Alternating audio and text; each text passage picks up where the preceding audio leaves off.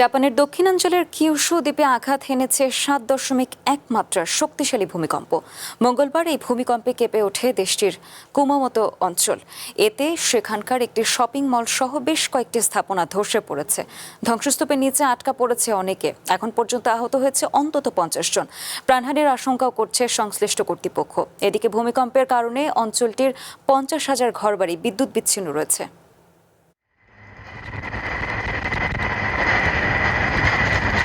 জাপানে 7.1 মাত্রার এই ভূমিকম্পে ধসে পড়েছে একাধিক অবকাঠামো, ক্ষতিগ্রস্ত হয়েছে বেশ কিছু সড়ক ও সেতু। পাশাপাশি বিভিন্ন এলাকায় অগ্নিকাণ্ডের ঘটনাও দেখা গেছে। ভূমিকম্পের পরপরই 50,000-এর বেশি বাড়িঘর বিদ্যুৎহীন হয়ে পড়ে। প্রধান সড়কগুলো ক্ষতিগ্রস্ত হওয়ায় কিছু এলাকায় যান চলাচল বন্ধ রয়েছে। পাশাপাশি রেল ও আকাশপথে যোগাযোগ স্থগিত রেখেছে স্থানীয় প্রশাসন।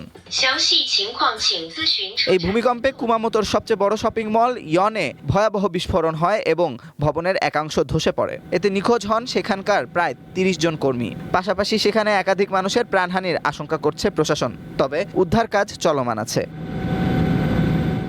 এরই মধ্যে দুটি হাসপাতালে শতাধিক আহতদের চিকিৎসা দেওয়া হচ্ছে। ক্ষতিগ্রস্ত এলাকা থেকে প্রায় 3 লাখ অধিবাসীকে নিরাপদ আশ্রয়ে সরে যাওয়ার নির্দেশ দিয়েছে প্রশাসন। পাশাপাশি উদ্ধার তৎপরতায় সেনাবাহিনী মোতায়েন করা হয়েছে। হোন্ডা, সনি ও ফুজি ফিল্মের মতো কয়েকটি বিখ্যাত প্রতিষ্ঠানের কুমামোতোতে অবস্থিত কারখানাগুলো সাময়িকভাবে বন্ধ ঘোষণা করা হয়েছে। তবে স্থানীয় পারমাণবিক কেন্দ্রগুলোর বড় কোনো ক্ষয়ক্ষতির খবর পাওয়া যায়নি।